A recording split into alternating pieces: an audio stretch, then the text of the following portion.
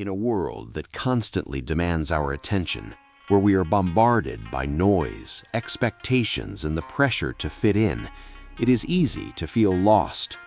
We look for answers outside of ourselves, in validation, in status, in the opinions of others. But 400 years ago, a man walked a path that teaches us the exact opposite. Miyamoto Musashi is remembered as a demon of the sword, invincible and terrifying. But if you look closer, his story is not about killing, it is about living. It is the story of a man who started with nothing, no parents, no money, no status, and built himself into a legend through the sheer force of his will. Why does Musashi still matter today? Because his battles were the same as ours. He fought against his own ego, his own anger, and the crushing weight of loneliness. He didn't just survive these things, he used them as fuel.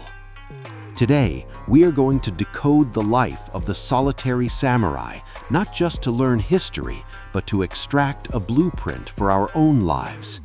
We will see how he turned trauma into strength, how he mastered the art of focus, and how, by conquering himself, he conquered the world. This is not just his story. In many ways, it is the story of anyone who has ever wanted to be more than average. Musashi didn't begin as a hero. He began as a tragedy. Born Benosuke in 1584, he was orphaned almost immediately, his mother dying shortly after his birth.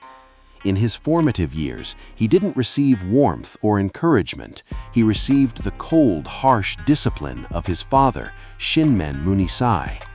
Many of us carry the scars of our upbringing, the feeling that we weren't supported, that the world was unfair to us from the start. Musashi could have let this define him as a victim. He could have grown up bitter, seeking pity. Instead, he made his first great choice. He decided that his pain would be his teacher. His father was a master of the jite, a weapon used to disarm swords. The training was brutal, bordering on abuse. But Benosuke didn't break. He absorbed the harshness. He learned that the world owes you nothing. At 13, when he fought and killed the adult samurai Arima Kihei with a wooden staff, it wasn't just a physical victory, it was a psychological declaration. He realized that titles, age, and social rank are illusions. The only thing that matters is what you can do. The lesson here is profound. You cannot control where you start. You cannot control the hand you are dealt, but you can control how you play it. Musashi took the void left by his parents and filled it with a relentless drive to become strong. He proved that your background does not dictate your future, your discipline does. But strength without wisdom is dangerous. As a teenager, Musashi became a beast, arrogant, violent, picking fights just to prove he was tough. We all know this phase. It's the phase of the ego. We want to be right. We want to be recognized. We lash out when we feel disrespected. Fate intervened in the form of the monk Takuan Soho. Legend says Takuan captured the wild Musashi not to punish him, but to save him. He tied him to a cedar tree, leaving him exposed to the elements for days. Imagine the humiliation, the invincible warrior, helpless, unable to move. Musashi raged, he screamed, he blamed the world. But eventually, his energy ran out. And in that silence, he was forced to do the one thing he had never done: look inside. Takuan taught him that a sword wielded in anger is useless. Here lies the second lesson. Your ego is your enemy. As long as Musashi fought to look cool or to satisfy his rage, he was weak. True power comes from stillness. When he came down from that tree, he understood that to master the sword, he first had to master his own emotions. In our lives, we often react impulsively to insults or setbacks.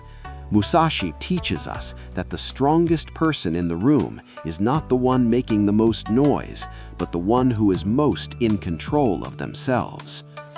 In 1600, Musashi joined the Battle of Sekigahara, the greatest conflict in Japanese history.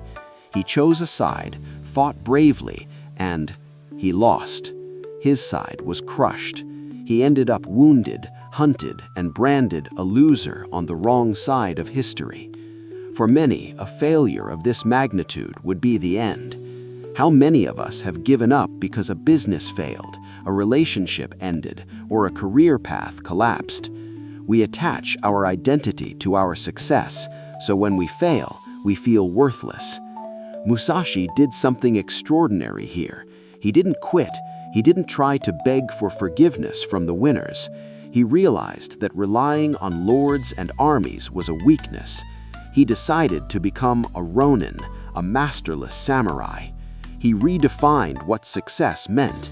It wasn't about rank anymore. It was about the way. The takeaway is resilience. Failure is not a stop sign. It is a pivot point. Musashi used the destruction of his old life to build a new one where he was solely responsible for his fate. He teaches us that when the world knocks you down, you don't just get up, you get up as a different, smarter version of yourself. He embraced the Dokkodo, the path of walking alone, proving that you don't need society's permission to be great. This is the part of the story that is most difficult for modern people to grasp. Musashi disappeared into the wilderness. He spent years living in caves, not bathing, not seeking pleasure, just training. He developed the Niten Ichi-ryu, his two-sword style. Why two swords? Because he broke the rules. Tradition said, use two hands for one sword. Musashi asked, why not use all my tools? This innovation only came from deep, lonely work. In our world, we are terrified of boredom. We scroll, we watch, we consume. We fill every second of silence with distraction. Musashi embraced the silence. The lesson is focus. Mastery is not exciting. Mastery is boring. It is doing the same cut, the same rep, the same task thousands of times when no one is watching. Musashi teaches us that if you want to be exceptional, you must be willing to be lonely. You must be willing to disconnect from the crowd and listen to your own intuition. By stepping away from the noise of society, he heard the truth of the universe. He stopped copying others and found his own unique rhythm. In your life, what could you achieve if you stopped consuming and started creating in silence? Finally, the ultimate test. The Yoshioka clan, humiliated by Musashi, set a trap. 70 armed men against one. This is the definition of overwhelmed. It's a metaphor for our modern stress, bills, deadlines, family issues, health problems, all coming at us at once. If Musashi had panicked, he would have died. If he had tried to fight everyone at once, he would have died. Instead, he arrived early. He analyzed the terrain, and when the fight started, he ran, not away, but around. He forced the 70 men to chase him through narrow paths in the rice fields. By doing this, the 70 men couldn't surround him. They lined up, and suddenly, Musashi wasn't fighting 70 men. He was fighting one man 70 times. This is the ultimate strategy for life. When you are overwhelmed, do not look at the whole mountain. Break it down. Control the terrain. Handle one problem, then the next, then the next. Musashi won because he kept his mind clear when everyone else lost theirs. He teaches us that no problem is too big if you have the patience to dismantle it piece by piece.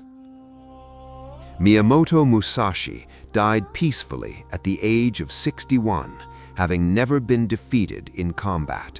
He left us the Book of Five Rings, a guide not just for sword fighting, but for life. He wrote, "There is nothing outside of yourself that can ever enable you to get better, stronger, richer, quicker, or smarter. Everything is within." Musashi was not a god. He was a man who refused to be average. He took his trauma, his ego, his failures, and his fear, and he forged them into a spirit that could not be broken. His life asks you a simple question. What are you holding on to that is weighing you down? What distraction is keeping you from your purpose? The way of the warrior is not about violence. It is about the ruthless pursuit of your own potential. The sword is just a tool. The masterpiece is you. So as you turn off this video and go back to your reality, remember the lesson of the Ronin, step by step, breath by breath.